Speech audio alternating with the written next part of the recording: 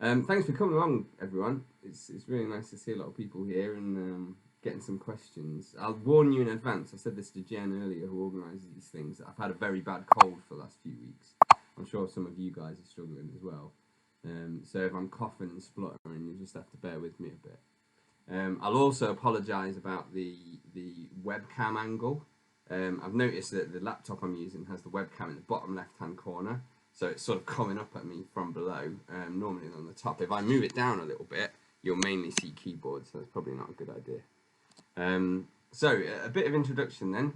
Yeah, I'm Dan Walker. I'm a children's author based in the UK. I live sort of between Derby and Nottingham, so I'm in the Midlands. And the books I've written, I've got them here. So the first one, this is my first book. It came out in April. It's a children's book, age 9 to 12. And it's called Sky Thieves, kind of fantasy adventure thing. And there's a follow-up which came out in August called Desert Thieves. Obviously, it's got the same series, same characters and everything. So it's been quite a busy year with all that stuff. And as a little bonus, I also have the Dutch version of the book, which came through quite recently, called Lucht Piraten. Apologies if I'm pronouncing that wrong. But this is quite cool. It's one of the really strange things of being an author I found so far is for the first time reading your book translated into a different language. It's a very weird thing thinking that little idea that you had in your head is now been translated into a different language and you can't even read it and understand it. So anyway, I'm here to answer questions, and I see there's been a couple of questions posted on the announcement. So I'll probably deal with those first, and if you guys want to pop anything you want to ask me down the left-hand side, I'll sort of get to them, as they come, if that's all right. And so the first question here is from Ardil. I think I'm pronouncing that okay. If I'm not, apologies. Where do you get your inspiration from when writing books? I've got to go to an award ceremony on Friday, and I was writing a little speech for it. And one of the things I was talking about there was inspiration for books, because it's one of the most common questions I get asked, especially by kids when I go into school to talk to them. And inspiration, I think, comes in, excuse me, it comes from a lot of different places. For me, particularly, it comes from a lot of the books I've read down the years, obviously. I get a lot of inspiration from games. I've always played computer games, and I still play them now. And a lot of my ideas, certainly for things like settings and geography and stuff like that, comes from computer games. Movies, obviously. I also go hiking a lot. Where I live, we're not too far from something called the Peak District, which is like a little area of hills. I don't know if you guys know that, but I like to go out there hiking with my wife, and so some of those huge vistas and little woods and stuff definitely inspire me. As for stories, where they come from, I don't know on that one. It's hard to describe that. You just kind of, as you're working through the planning, you come up with these things as you need them, basically. Often it's, again, like I'm saying, it sort of filters through from everything you've read, seen, heard, conversations you've had, things you've seen on the internet. It's sort of, in my head anyway, I don't know what it's like for other authors, but in my head it sort of pops there when I need it, which is quite lucky.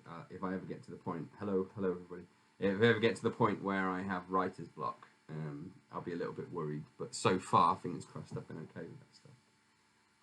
So the next question is from Faten. I think, again, apologies if I'm pronouncing these wrong, shows my ignorance, but what was your journey in order to become a successful writer? I should imagine every writer's the same with this, but it was a fairly long one, unless you're very lucky. I started writing when I was about 20 years old. I studied English when I was at sixth form, and then I went to university to study English. And it was around that time I was working in a bookshop as well, Waterstones in Derby. And I was really into books, obviously, and I kind of wanted to write literary books because that's what I was studying. So I saved up during that last year of uni as much money as I could, though it's hard to believe, and so I could write for about a year without working. And I started writing these literary books. The first one was quite funny. It was very, very heavily inspired by Kurt Vonnegut, who was a writer that I really liked at the time. And I really liked it and sent it off to agents and did okay, but it didn't quite get there. And then I wrote another one which was about an artist, which sort of petered out as well. Again, a little bit of interest, but petered out.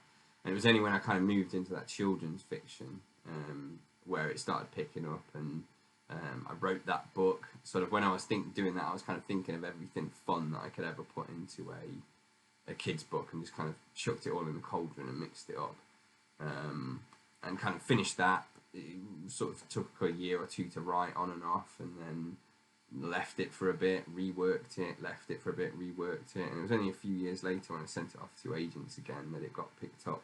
I was actually really lucky at the time. There were 3 agents that wanted to take the book on, a bit like buses when you're waiting for them, and I had a bit of a choice of who I wanted to go with, and then after that, obviously, they do the rest of it. They sort of send it off and get the publishers involved and stuff like that. So yeah, long journey. It took sort of 10 years from when I started, but I would definitely say I learned a lot along the way. I know when I started, my first drafts were absolutely awful. Like if I look back at it, when I used to sort of think back my first draft and what it read like, what the ideas were like, that was terrible. Whereas now, because I've worked so hard and I've written so many manuscripts in between, I think my first draft's a lot stronger, which means I don't have to work it 10, 15 times after that to kind of get it to where I want it to be. Another question. I think this is the last one of the setup one. So, what comes first, the character or the story? Excuse me. Really good question, that one. It's a good. Yeah, it's difficult. In the olden days, I would have definitely said the story. I was always interested in getting the plot first, and then I would kind of the character would almost suggest itself. But over the last 2 or 3 books that I've done, I've been working hard on kind of making my characters a lot more interesting and you know, bringing them to life a bit more. I've come to realise that actually it's almost they're almost the same, really. You need them both to come at the same time. They both suggest each other. Been reading a lot of books on sort of putting stories together, and that's something that comes out of that. You often, if you have an idea of a character in mind, the story will kind of crop up around it. And the same goes for the story as well. Sometimes you have a story idea and the character's so obvious, it has to be this kind of character so that you can show that journey. So sometimes it depends. 9 times out of 10, I think I get the idea first, in the sense that, you know, that one line, kind of log line, what is this book about? Especially when you're writing for kids, you have to have quite sort of clear, bold ideas. So often I'll get that idea first. For example, this one was Sky Thieves. I knew these huge flying ships in the sky. And then after that, it came with the character. I think if I was writing a different kind of book, probably that character would come first. Right, sorry, just bear with me while I close that down. I'm a bit obsessive over my tabs. I like everything to be nice and clear. So, Clara, you've put me a question there. What is the hardest part about writing for children? I don't know. Like, I think a lot of children's authors would say, you know, putting yourselves into the head of being a child. But if you ask my wife, I'm a big child anyway. So for me, it's quite easy, that side of it. Is I just sort of imagine what I like to see now and what I liked when I was a kid, and I can kind of put that stuff in. I suppose the biggest problem I've had is it's easy, especially when a lot of your inspiration comes from adult stuff. So let's say, you know, blockbuster movies and games and stuff. It's easy to pop things into the storyline that you think are perfectly fine. You know, actions of violence or deaths of characters and stuff like that. But when you come to speak to an editor about it, they have some concerns, like they might not think that fits right for, you know, that 9 to 12 age range. So I think the most difficult thing for me so far has been working out those different age ranges and what can go in which age range. But yeah, tough question. So Miss X, hello. I mentioned translating. How do you know for sure that the meaning of your story came through? You don't, is the honest answer. I guess you just have to trust the translator. I suppose it's the same when we read all the Russian writers and, you know, all these old famous classics that have been translated. There's no real way to know. You just got to hope that the translator does a good job of getting that message across. I'd like it. Hopefully at some point the book will be translated. In fact, actually, I think there's a French-Canadian, because I know a little bit of French from school, and I mean a petit peu, as they say.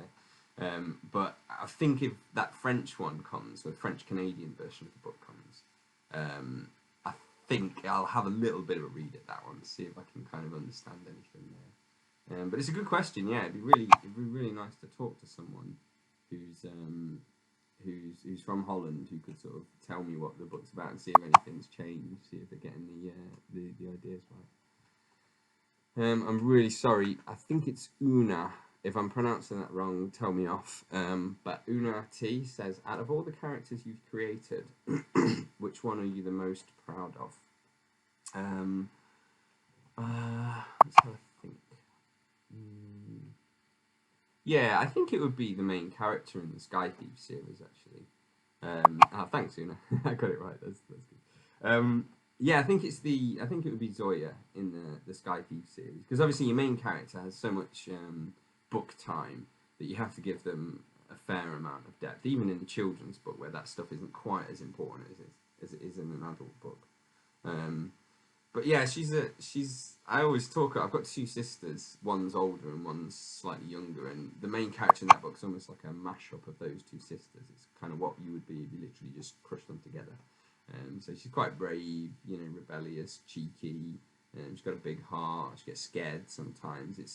As a writer, your job is to put your characters through the mill. That's how you show drama, and I think I get enough of that in with Zoya to show the different sides of her personality and to give her a little bit of development. Yeah, I think that's it. I think it's that. Okay, let's just nip up a bit. Okay, Anushka. Following on from Una's question, are there any that you dislike? So, kind of characters that I've written that I wish I tweaked a little bit more. None that I can think of right now. Obviously, whenever you read your books that you've written in the past, especially when they were written sort of 5 years ago, 6 years ago, like this one was for me, and you've worked so hard in between, there's definitely passages of the book and actions that characters make and things that they say in dialogue and stuff that you're not 100% happy with and you definitely 100% change.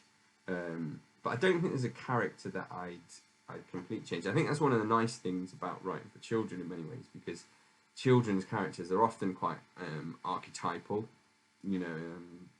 If you're following that hero's journey idea of a hero who goes on her journey, overcomes these obstacles, has a kind of big ordeal at the end. If you're following that, there are certain archetypal characters that come up again and again. So you've got the hero, you've got those allies that help the hero. You've got a shadow, it's called, an antagonist, the main bad guy. You've got tricksters that come in where you're not quite sure whose side they're on, and you need threshold guardians, that's another one. So kind of almost, when you're writing for children, you're almost slotting interesting character ideas into those different archetypes. So I'm generally pretty happy with what I've written, but yeah, we'll see in the future. That might change when I've written some more stuff. Okay, if you weren't an author, what would you like to be? This is really cool, actually. This is interesting because I've not sort of done questions with adults before, and a lot of the questions you're asking me are the same ones that the kids ask when I go to school, which I think is really exciting. It means that when we get older, we still got that sense of curiosity. I think before I actually quit writing for a little bit, I've been doing it for about 7 or 8 years, and there was one point where I got really, really close to getting an agent, because it's quite hard to do getting an agent. And I'd sent my book backwards and forwards a few times, done a bit of work on it, and eventually got to the point, excuse me, where he had to make a decision, and after a bit of deliberation, he decided he didn't want to take me on, and that that was a bit crushing. It was in the months after that I kind of stopped writing for a little bit, and I actually got into something else. I started doing some computer programming, started to teach myself how to do that, and I really enjoyed it. It's quite creative in the same way that writing a book is, because in a book you have to create everything from scratch, and you decide where all the pieces go and how it all kind of comes about. And it's similar to programming. If you're making a calculator app, you've got to decide how you do it. There's many ways you can code it, and you've got to kind of creatively decide. So I really like programming, and I think I'd quite like to do that. But that's a realistic job. Obviously in the dream world, I would be a movie director or a rock star or something like that. All those things I liked to be when I was a kid.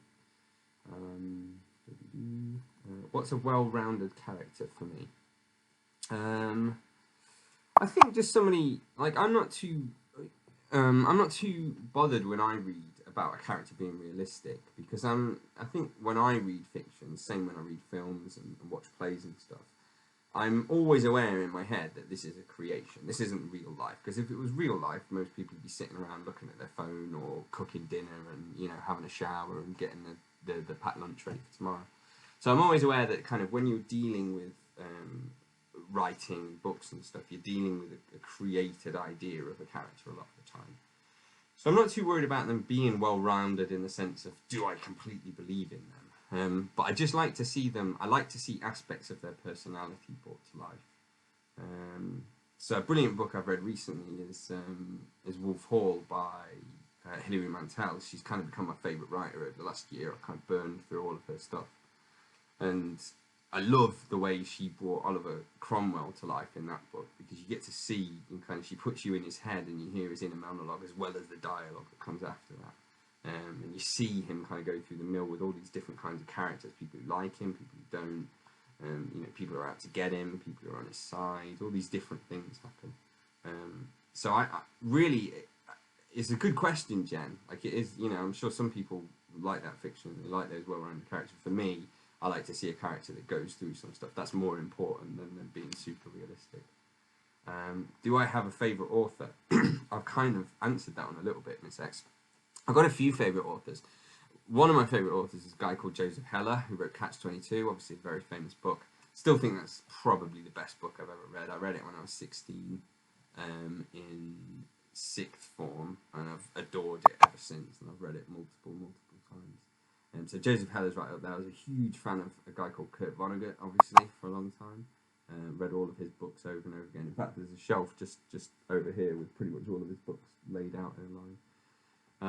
There's a guy called Kim Stanley Robinson who writes some science fiction, and I first read his books when I was on a holiday with a friend of mine. They'd very kindly taken me on holiday, and I'd fallen ill, and I was in the hotel room because I was ill and I didn't have anything to do. So his auntie lent me this sort of Red Mars book that Kim Stanley Robinson wrote, and I read that, and then once I got home I read the next one and the next one, and he's kind of a polymath. Kim Stanley Robinson knows a huge amount of things. So reading his books is an education, and he's also he's kind of a sci-fi writer. But he's very literary as well.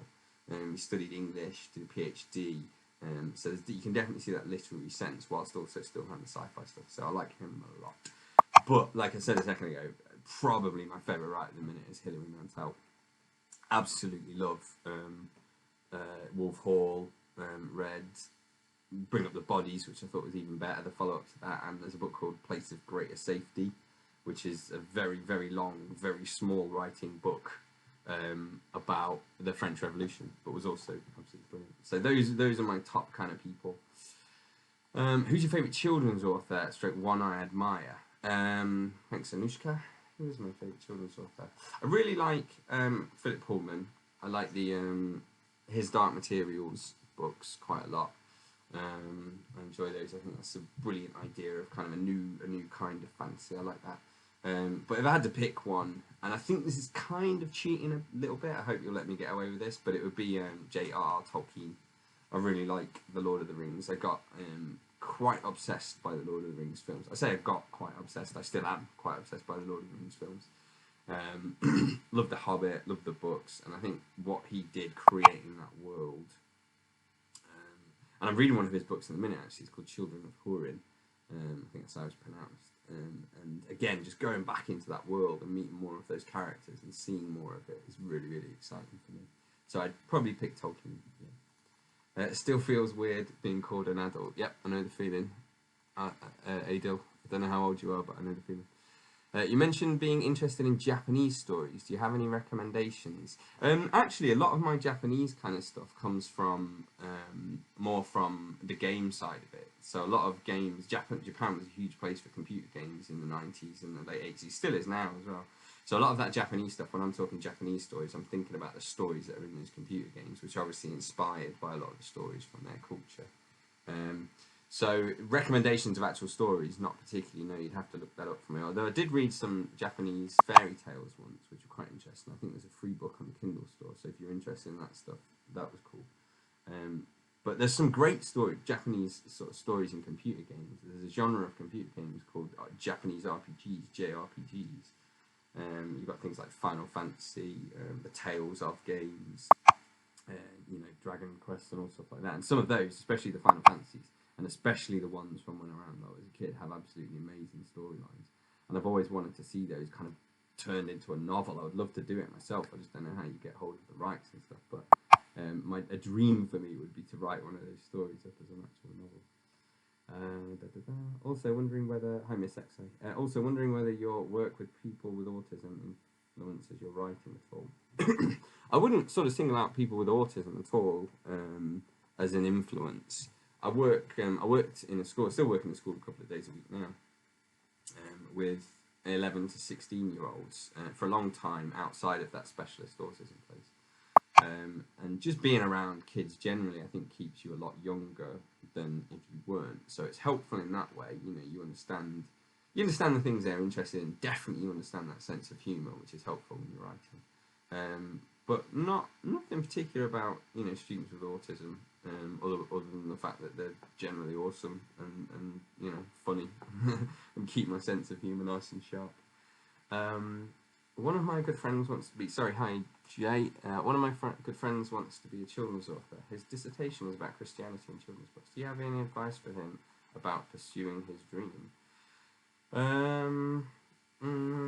Yeah, I suppose so. I mean, the biggest kind of piece of advice I always give is to work really hard at it. I know it sounds like a platitude in many ways, but it is true. Like, it took me a long time to get there, and that so the little story I told earlier doesn't even include like all of that time I spent actually working on the books and writing and rewriting and improving and reading other books. So my biggest piece of advice is, if you're really serious about it, just be prepared, like anything in life, to put a lot of work in. And when I was working full time, I would write for 3 or 4 hours a day after work, 5 days a week, doing that. Sometimes a little bit of weekends as well. And then pretty much I work in a school, so I get the nice long holidays, obviously, but I was working through those as well. So it's pretty much non-stop. I mean, you have to work really hard, read lots of books. And also, this is a bit of a weird one, this last little bit I'm going to say, but you have to just have a kind of very solid shell. Because it's easy whenever you're doing anything creative to feel like it's bad. Especially when you're writing, because the first draft often is bad. It's messy, the characters aren't quite right yet. A book is a working document pretty much through its whole life. It's constantly changing. Changes at the end feed into the beginning, which feeds into the middle, which feeds into the beginning again. And it's easy when you're writing those things to get down and feel a little bit bummed about it, and this isn't quite as good. And it's only when you kind of finish the book, leave it for 6 weeks, come back to it, and you often surprise yourself when you're reading it. This is cool, because you've forgotten what you've written. So you're reading it with fresh eyes. You're like, this is all right. That's funny. So yeah, keep that kind of solid shell on, is what I would say. Don't let those feelings of this isn't very good sort of get you down and make you stop. That's probably the advice I would give. Jen, love Catch-22. Absolutely brilliant book. I agree. What's your favourite word or quote? Oh man, that's a hard one off the bat. That's too hard. I'll have to have a think about it. I may come back on and kind of post on a later day. I've got a lot of favourite, I can tell you my favourite guy who writes quotes. In fact, I didn't even mention this guy earlier when we were talking about favourite writers, but another of my favourite writers is Mark Twain. Absolutely love Mark Twain. Obviously, Huckleberry Finn and Tom Sawyer and everything, but a few years back I started reading his travel books, and they're utterly amazing. If anyone likes sort of travel books and funny people, Mark Twain's one of them. But he spent a summer, I think, of his life writing aphorisms, little phrases and proverbs, and we know a lot of them today. We kind of say them.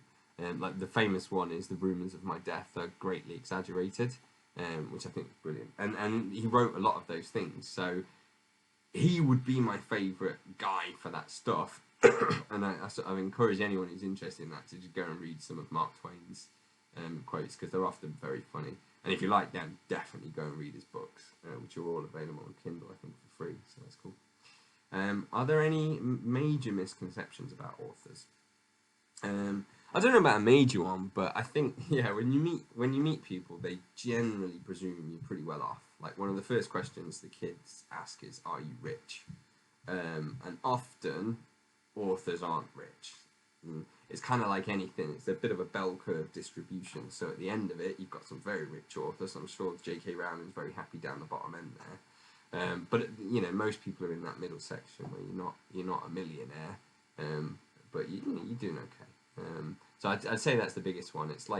It's kind of weird as being an author because sometimes you're going to school and you're sort of treated like royalty, and the kids are looking up at you like you're this crazy person, this boffin who's written this amazing thing. But they also think you're a bajillionaire at the same time. It's not necessarily true. Necessary question from Jen: are you a fan of Harry Potter? This is a bad one. I've got to be honest, and it will probably get some exclamation marks in the comments, but I've actually never read a Harry Potter. And not only have I never read a Harry Potter, I've never even seen a Harry Potter film either. So I only have a very loose idea what it's about. Not for any reason, although I have to admit I did read the first chapter or two of the very first book, and I wasn't a huge fan of it. Sorry if there's any Potter fans out there. But this is a funny question actually, because about 2 or 3 months ago, I had a call from Sky News. It was around the time of the anniversary of the first book, I think 20 years or whatever. And Sky News were asking me to go on to the show and actually talk about Harry Potter and the 20th anniversary. And I don't think they could have picked a worse person to do that, because I literally know nothing about it. So I actually had to turn it down, unfortunately. Maybe you would have been better, Jen, if you're a fan. Sorry, I've just read the next one. If the answer's no, Adil will have to end the show early. Is there a lot of Harry Potter fans out here then? I suppose that's kind of your generation, isn't it? If you guys are students, and most of you on the young end of that, that's probably your kind of Harry Potter generation, I guess. So, Jay, do you think the religious references in the Dark Materials series and the Chronicles of Narnia are manipulative or quite clever? Interested to hear your thoughts. You know what, right, I'm going to be really honest here. When I'm reading those books, I didn't particularly... I've got a poor memory, I'll say that for a start. So if you ask me now what really happens in his Dark Materials, I barely remember any of it. Just isolated images here and there, cool bits, cool moments. But the honest answer is I don't really notice those things when I'm reading it. I'm often caught up in the story. It's only afterwards that I think people really pay attention to that stuff. It's funny you mentioned those two series actually, because they're things I do plan on rereading pretty soon, especially the Chronicles of Narnia. I don't think I've ever read them all the way through, all of them, and I quite like to do that, so I'll keep an eye out for it. But it's interesting, yeah. I mean, is it something, Jay, that you pay really close attention to when you're reading it, or do you tend to enjoy the story more as well? Oonagh, what's the most frequently asked question when you get people find out you're an author? This is literally, you know how I mentioned that speech earlier that I've got to do on Friday? This is the very first paragraph of that speech is about this. Easily the most frequently asked question you get asked is, what are your books about? And it's also the worst question to be asked, because it's very, very hard to to kind of sum up a novel in a single line or a sentence, and often that's what people are looking for. You know, it obviously takes 300 pages to write a book, and I think if you could have got that message across in a single line, it wouldn't have been worth writing the book. You might as well have done something else. So that's the biggest one I get asked, is what are the books about, and it's also the worst one to answer. Yeah, it's a weird one, that is, but I would say that's the case. How long does it take me to write a book? Excuse me, guys. Clara, thank you. How long does it take me? In the olden days, it used to take me a long time, because like I said, my first drafts were absolutely terrible, so I would have to then redraft it, and redraft it, and redraft it, and redraft it, and keep going. But because I've practiced a lot now, and I tend to be a better writer generally, it only takes me about 4 or 5 drafts to get to the point where I'm happy with it, and that normally takes me... Okay, I think I'm back. If you guys could just give me a little thumbs up to say that I'm back in the game.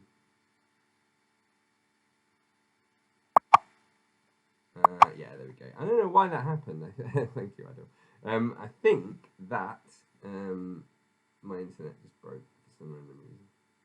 It's been really, really good until the one night I need it to do a video stream, and then it's gone down. So where was I? How long does it take to write a book? Yeah, so sorry. Yeah, I don't know where you sort of cut off, but basically, after that 6 month point, it goes to the agent. Then the agent bounces it backwards and forwards with you making suggestions. Then finally, you get ready to send it to a publisher. When you're interested, a publisher, they then bounce it backwards and forwards with tweaks and changes. So that process can take 2 years. It can be a very long process. It can be even longer, 2 or 3 years. But writing it takes about 6 months, I think. Do you have to be careful? Sorry, Jay. Hi. Do you have to be careful about the message content of your work for fear of encouraging vices in children? Yeah, it's a good question, Jay. That kind of goes back to what I was saying earlier. Often I'll write things into my books that I think are completely fine, and I suppose that kind of comes from me working in school. You know, I know what real kids are like at that age, and I know the kind of things they talk about and the kind of things they're interested in. So to me, the things that I write in my books are absolutely fine, but often I'll get little notes from the editors sort of saying, "Are we sure about that? We don't think that's quite right for the age range." So yeah, I mean, it's not something I majorly think about. Although I do more. The longer I'm around in writing, the more I kind of do that stuff, and the more I think about it. But yeah, I don't know. I mean, vices in books, like, I think it's a brilliant thing if kids are reading books generally. Most people I know who are adults who've been reading books since they were kids are pretty grounded, sensible people. And you get that from that empathy you get from books. You know, you read about other people and it gives you an insight into them. So I would hope that just because if there's violence in a book or an idea that are not quite right for that age range, I would hope that those kids that are reading books would have the sort of insight and be able to infer, you know, what's sensible and what's not. Jay again, a lot of children's books at the moment are promoting equality, such as female scientists and other feminist works. Do you think that children's literature has experienced an evolution for encouraging liberal ideas? I definitely, like, you hear a lot more about it. It's weird because the books I write, like I said, I've written these 2 guys, which have both got a female lead, but I've also written 3 other ones since, and of those, 2 of them again have a female lead. Not quite sure why that is. I think I'm just more comfortable writing those female leads. But I know from sort of reading around on the internet that that's not a common thing. I think in kids' books especially, I think 75% of children's books are still led by a male main character, which I would never have said. Like, a lot of the books that I've read over the last few years, children's books often have a female lead, but it seems to be not the case. An evolution in liberal ideas. I would hope that there is certainly a push for more equality in characters. One of the things I notice when I'm going into schools and talking to the kids is the girls get very, very excited when they see that there's a female lead in the book, especially when it's not just a book about clothes or handbags or any of those traditional things. They get really excited when there's a girl that's kicking some ass, that is sword fighting, doing all these different things. There's no barriers there. So seeing that makes me want to do more of that, because it's very easy for me to sit here and not have that problem, because I'm a guy and I read a lot of books with guy main characters, and I did when I was growing up. A lot of those girls maybe didn't. So it's nice for me to be able to be one of those people who's actually giving them stories that kind of with those kind of images and ideas. Just let me grab some water, guys. Double question, Jay, not a problem. It's obviously a burning one for you. Do you like audiobooks, and would you ever narrate your own? From Neil. Thanks, Neil. Yes, I do really like audiobooks, because I find that when I write so much, and just, not even that, I'm using that as an excuse really, with the internet, with computer games, with movies, with everything that's out there to distract you, I don't read as much as I used to. I used to read for kind of 2-3 hours a night, and I don't find myself doing that anymore. I maybe get probably an hour a day. I'd like to get more, and that's what audiobooks do for me. Audiobooks, when I'm sitting all day, because I often write from 9 till 5, I always try and get out in the middle of the day for a half an hour's walk, and that's when I can put my audiobooks on. So it gives you that extra half an hour reading. I do like them. Sometimes, if the reader's not great, I find it difficult. Sometimes if they're trying to do too many accents and they're not very good at it, that puts me off a little bit. Sometimes some readers read really slowly, which kind of gets on my nerves, and I'm tempted to kind of hurry things up. There's on the Audible app, there's like a little speed up thing which you can do, but it also speeds up the pauses, so it doesn't work very well. I would absolutely love to narrate my own audiobook. That would be absolutely amazing. I have no idea whether I'd be any good at it. I certainly wouldn't be good at accents, so when I'm having to go at the other people with the accents, I'd totally admit that I'd be terrible at it myself. But I would absolutely love to do it. Excuse me. Oh, a lot of exclamation marks. Is this the Harry Potter thing finally catching up with me? Oh no. I can't cope.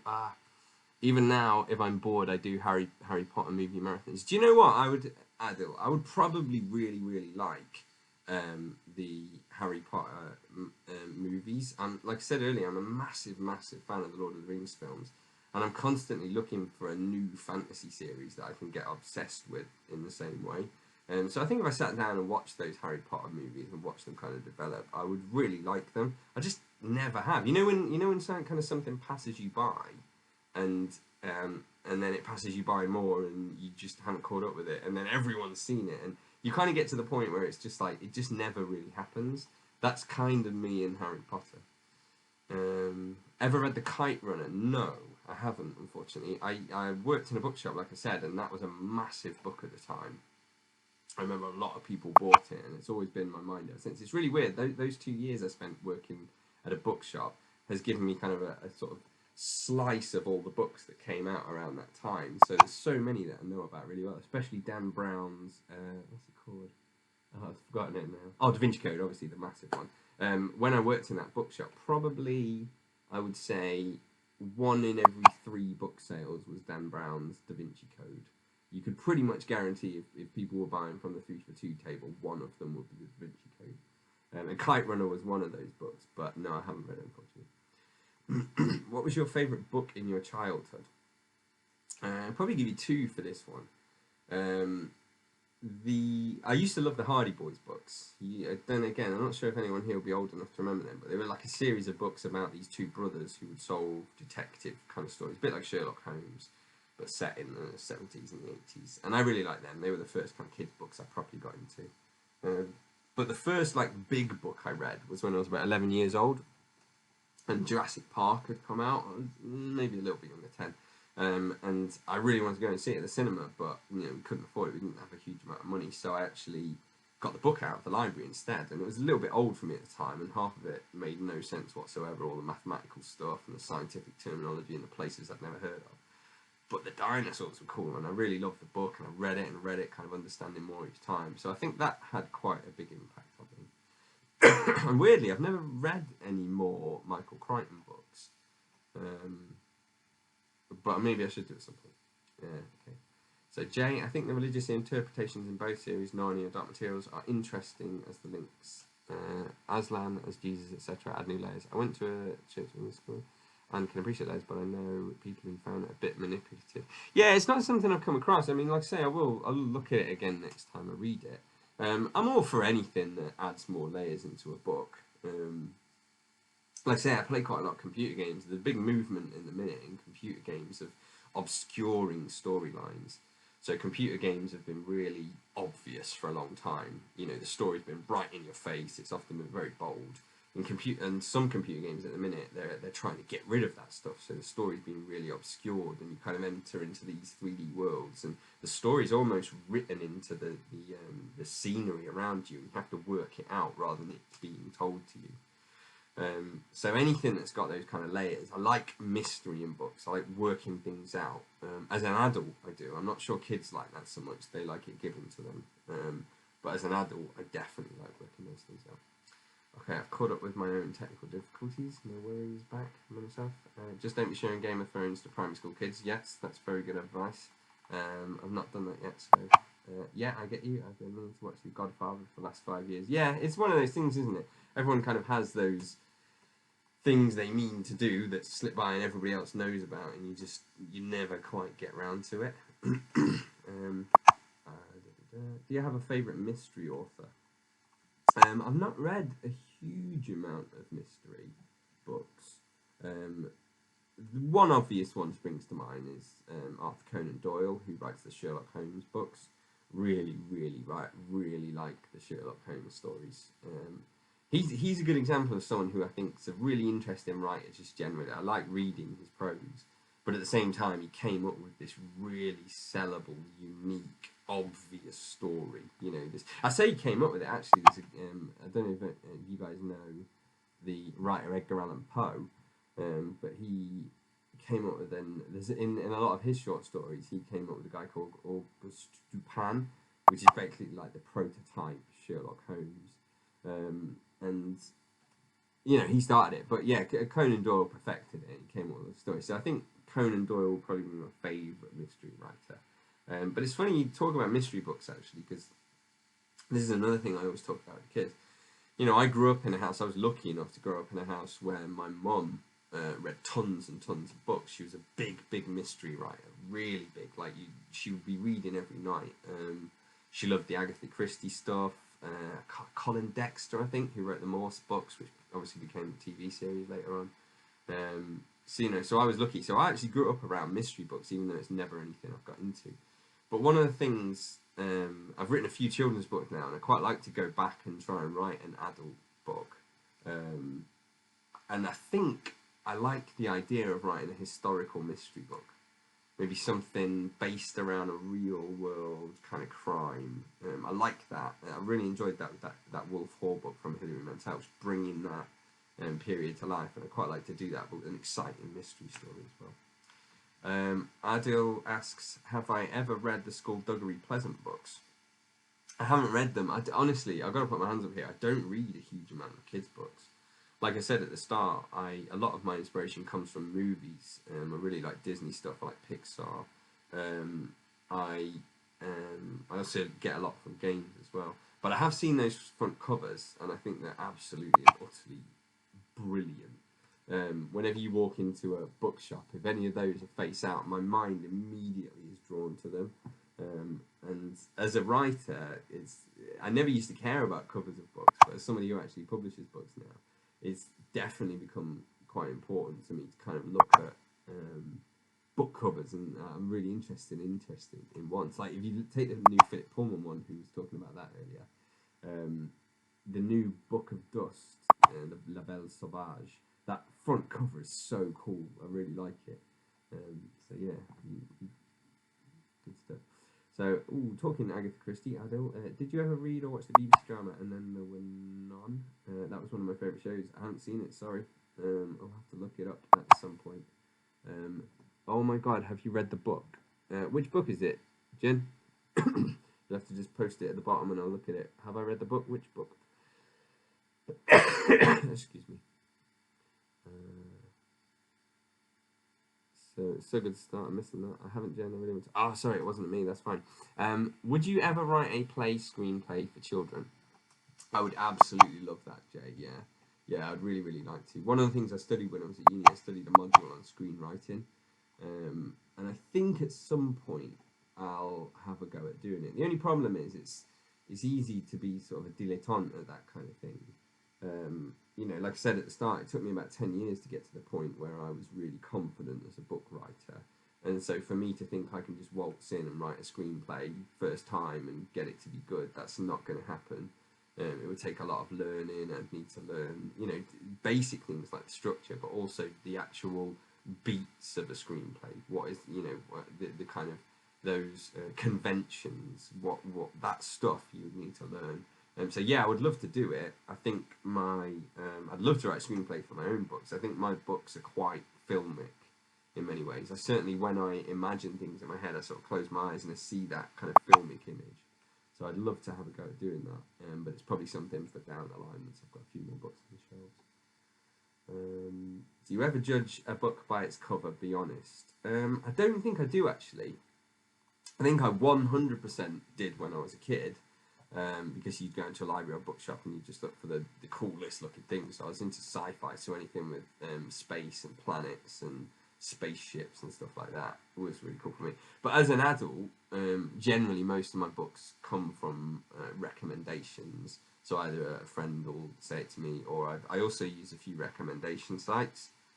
Goodreads, and there's a cool place called Library Things. So you put in what you read, and then it gives you suggestions. And they're not always good, but they're often pretty solid. So I very rarely browse for books these days. I'd very rarely go into a bookshop and browse for books. I'm quite picky about what I read now. I'm a lot worse than I used to be. In the olden days, I'd just read anything, but now I tend to, if I don't like a book and I'm not enjoying it, I'll probably put it down after, 150 pages, something like that. But yeah, do you? There's a question. What other genre of writing would you like to do? Asks Satyam. Pretty much everything, I think. I honestly would like to have a go at most of them. Definitely crime writing. I'd like to do some historical fiction, although I need to do a lot of proper research for that, which I think would be a big undertaking. Definitely like to write some science fiction. I'd like to write, and I've planned a few more serious children's books, so things that aren't necessarily fancy adventure, so something that's a little more kind of serious. But yeah, anything, once you get the bug of writing, yeah, I think with a bit of time and practice, you could probably jump into any genre. It's just like I said to that question earlier with the screenplay. You just have to learn the conventions. You almost have to kind of bone up on it for a year, work out how it all works, and then apply that kind of general writing skill into that new genre. Okay, I think we're kind of coming to the end there. I don't know if anyone's got any last minute questions.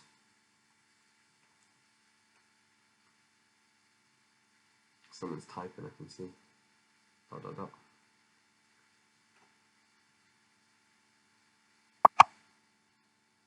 how do you structure your stories? Do you think of a scene, character, and work from there? No. I actually... One of the big keys to unlocking the whole writing thing for me was coming across a book by a guy called Joseph Campbell, The Hero with 1,000 Faces. And that's it's a theory that he had that pretty much every story, every single story, follows the same very loose structure. So you have a hero, they're in their own world, something happens to sort of kick them out on that world, they go through a series of tests and tribulations, which aren't necessarily actual tests, but obstacles and roadblocks, they meet some friends along the way, all those archetypal characters I talked about earlier, and then eventually they come up against this ordeal towards the end of the book, and then you've got the journey home. Brilliant example of that is Tolkien. You can see more than anything in his books that, if you think of those Lord of the Rings or the films, if you haven't read the books, they follow that exact pattern. Frodo in his own world gets kicked out of it by the ring, has to go on the journey, big ordeal at the end in Mordor, and then comes home and spends a very long time before he goes off to the west on the boats. So I tend to use that pattern. Now that doesn't have to be a fantasy story, it doesn't have to be an adventure story at all. It fits with literary fiction, it fits with the most serious, horrible stories. I bet if you were really pushing it, you could probably, fit it over something like Kafka's Metamorphosis, something which is a very odd little story. But yeah, I tend to use that rather than sort of seeing characters scene by scene. It gives you a loose structure, a skeleton on which to hang the kind of meat of the story. Because otherwise what you've got is a blank page and just scenes happening, but it won't be very satisfying if it doesn't show that kind of arc and the changes in the character that we like to see. But I'm sure people do it other ways, but generally that's the one I use. Satyam, what has been your career highlight so far? Actually, I've just been shortlisted for an award for Sky Thieves, so I guess that would be it really. Like I said, I'm attending the award ceremony for the previous year's award on Friday, and then I've been shortlisted for next year's award. So that was really cool. And then just going into school and seeing the kids, they're really, really funny. And as a children's author, you often visit schools and do a speech to kids on all sorts of different things. But I talk about my journey from not being a writer to becoming a writer. And it's just wicked talking to them, and they get like 20 minutes at the end to ask you questions like this, and they just fire these crazy questions. And probably one time, thank you, Jim.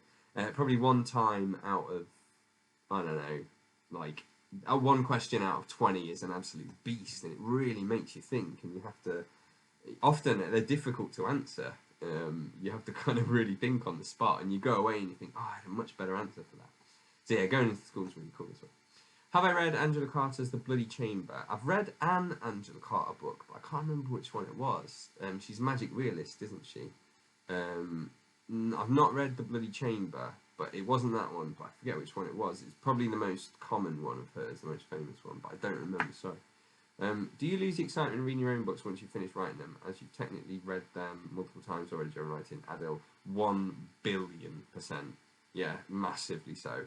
It's really fun writing that first draft, and the second draft you go over it and really kind of go in with a tooth comb. Then the third draft you kind of check in for little things, and the fourth draft you really check in for typos and just making sure it flows nicely.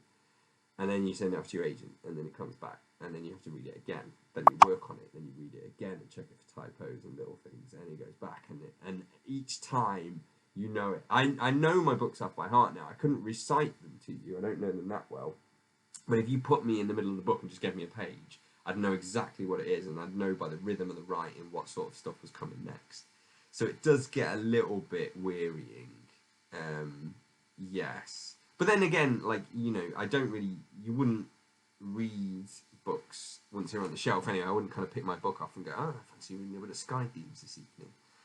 One of my favourite bands is REM, and I used to love listening to their music, and I listened to interviews with them, and they talk about not knowing which songs were on which album, and that just didn't make sense to my brain. Like, this is a band that I'd obsessed over and loved, and I knew every single note of every single song on every single album, and they didn't even remember which song was on which album. It's because they don't pay any attention to it. You know, once it's out, they just sort of forget about it.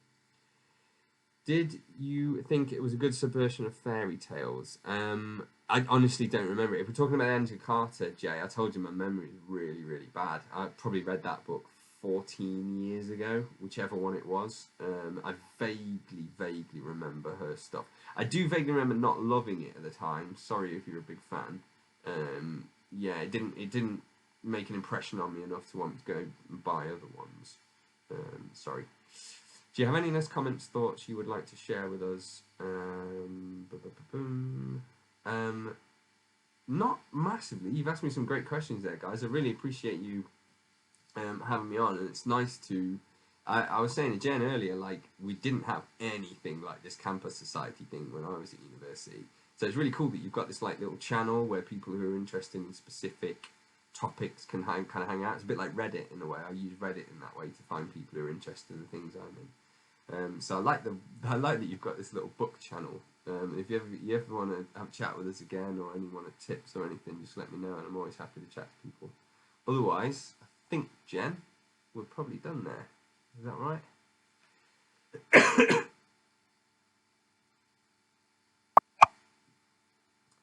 saw you read it. Had a quick Google. Thanks, Adil. Yeah, it was good fun. Lots of questions. Okay, guys. Lovely to meet you all. Keep on reading. Lots of cheering hands. Thanks, Miss X. I'm just waiting for Jen to say we're going to finish this thing. I don't know whether it's me who's got to stop the streaming or Jen. Jen, that's it. We've got it. Cool. Now, lovely to meet you guys. Honestly, really enjoyed that. It's nice to answer questions. Nice to speak to people who like books and like coming off to come and talk to me. So it's really good. Okay, take care, everyone. Au revoir. Bye.